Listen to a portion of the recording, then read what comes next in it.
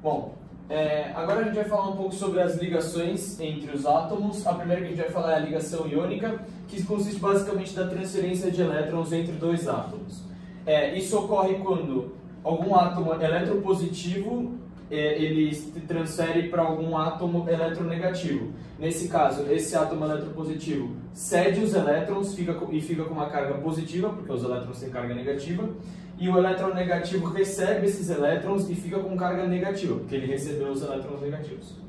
Bom, esse vai ser basicamente o princípio da ligação, e aqui a gente tem um exemplo claro. A gente tem o NaCl, que o que acontece? A gente faz a distribuição eletrônica deles para ver a camada de valência. No caso do Na, a camada de valência dele vai ser o 3s1, e no caso do Cl, a camada de valência dele vai ser o 3s2, 3p5.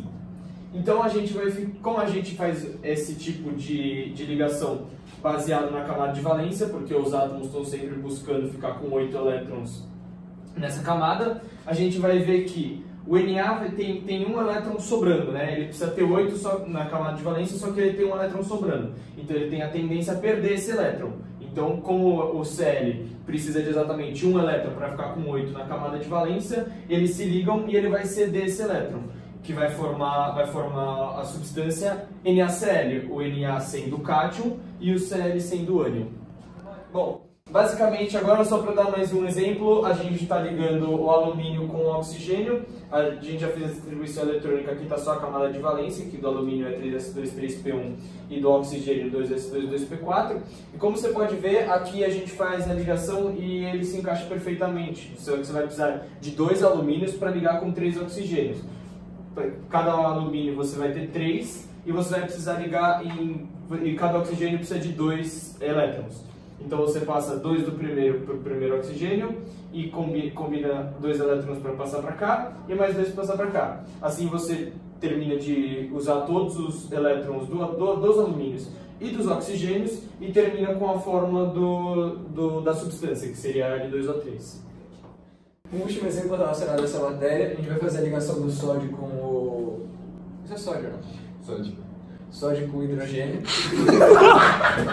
A gente vai fazer a ligação do sódio com hidrogênio. A gente tem a informação dos dois aqui, a gente vai fazer a configuração eletrônica, a gente vai chegar à conclusão que o sódio tem um elétron na camada de valência, logo um x aqui, e o hidrogênio também. Então um x para cada um. Você deve estar pensando, poxa, mas não vai chegar no 8. Como é que eles vão se ligar? Porque o hidrogênio, ele só tem uma camada em volta um nível de energia em volta do seu núcleo. Então ele só vai precisar de mais um elétron para cumprir esse S2. Então vai passar um x para cá e assim se forma a substância NaH. Tá bom, galera? Agora vamos para outras ligações, as ligações metálicas. Em prova não tem muita questão de exercício, na realidade o único que cai é teórico, então vou explicar um pouco aqui as propriedades dos metais que formam essas ligações metálicas e depois um pouco sobre as ligas metálicas. É bom recordar que ligação metálica é uma ligação entre elementos que são considerados metais, então uma ligação metal-metal, e as outras ligações seriam a iônica, seria a metal-metal, e a covalente seria a metal, uma metal com outra metal. Agora falando especificamente dos metais, eles se caracterizam por possuem estruturas atômicas dessa forma que a gente vê aqui, com a nuvem eletrônica, ou o mar de elétrons, que seria aqui o núcleo, em teoria, positivo, com esses elétrons soltos em volta dele, formando essa estrutura aqui. Parece um mar, e quando esses átomos estão próximos, essas nuvens de elétron meio que se sobrepõem, formando estruturas mais compactas. E isso explica as características principais dos compostos metálicos, que seria a dutibilidade, que seria, por exemplo, formação de facilidade para formar fios de cobre, por exemplo.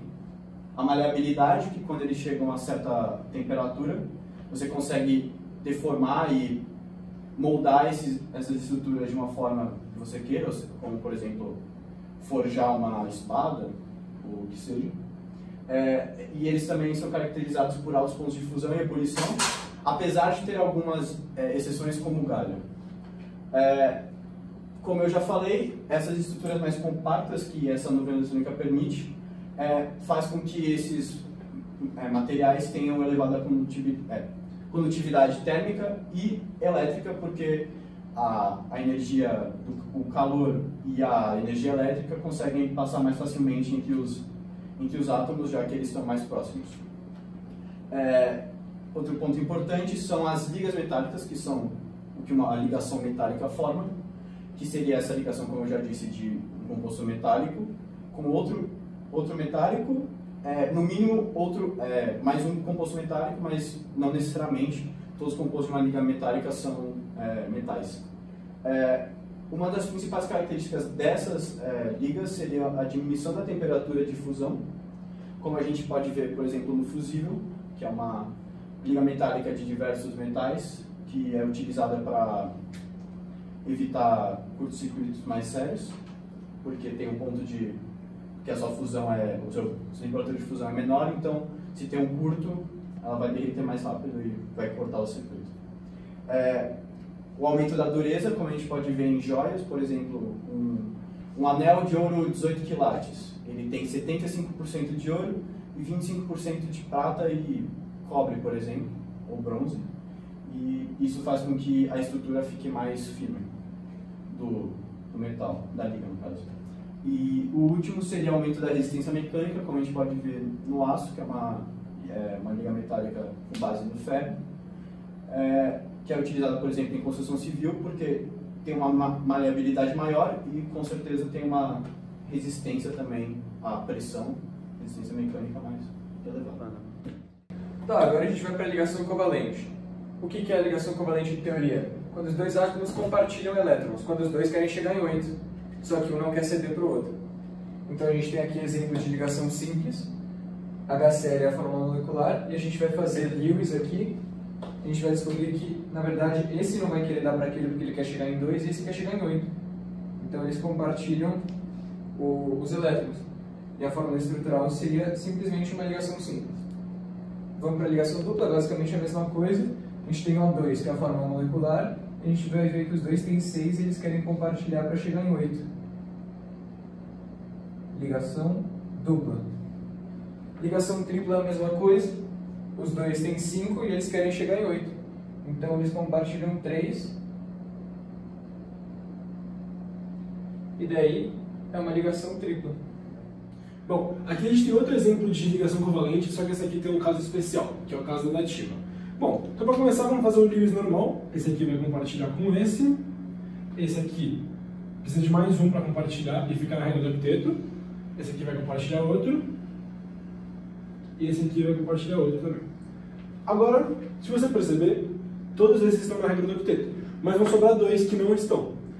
Na química tem uma coisa chamada dativa, que é uma ligação em que o átomo que já está no octeto, ele consegue doar par de elétrons, se eles estiverem disponíveis. Nesse caso, o enxofre tem 2 pares disponíveis para doar. Então, o que ele faz é doar esses 2 pares para quem está precisando, que nesse caso é o oxigênio, que está precisando de 2 elétrons exatamente para chegar no octeto, e é exatamente esse aqui de baixo também que vai precisar. E dessa forma, a molécula se estrutura. Tá. Outro tipo de exercício que a gente tem aqui seria em que eles te dão a forma estrutural e eles pedem para você determinar a forma molecular. Aqui a gente tem uma molécula orgânica e ela normalmente se estrutura dessa forma, com o C, o H, o O, dependendo do número que ela tem. E para a gente fazer esse exercício, a gente tem que lembrar, primeiro, que cada vértice aqui representa um carbono, e desse símbolo que seria a alternância de duplas, de ligações duplas no caso, que também pode ser representado por esse. E outra coisa importante é lembrar dessas ligações estruturais, que seria a ligação simples. Aqui a gente só tem ligação simples e dupla, então não é tão complicado. Para a gente fazer o exercício, a gente primeiro conta o número de carbonos, que são os vértices, então vamos representar aqui.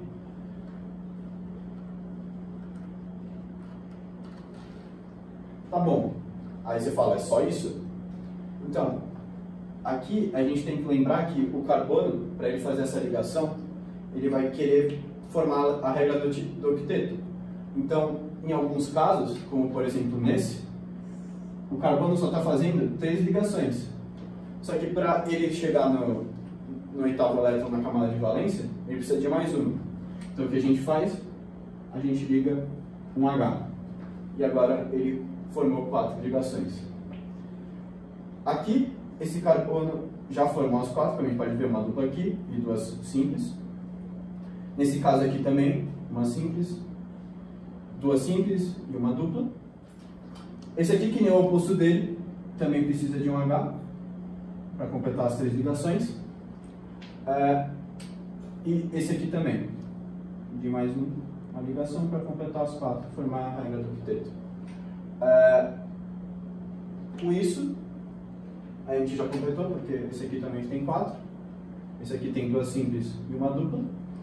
E agora, o que falta é a gente contar o número dos compostos. Então, começando com o C, vamos utilizar o certinho aqui para representar a contagem dele. Então, a gente tem 1, 2, 3, 4, 5, 6, 7, 8. Então, C, 8.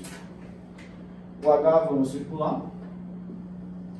3, 4, 5, 6, 7, 8.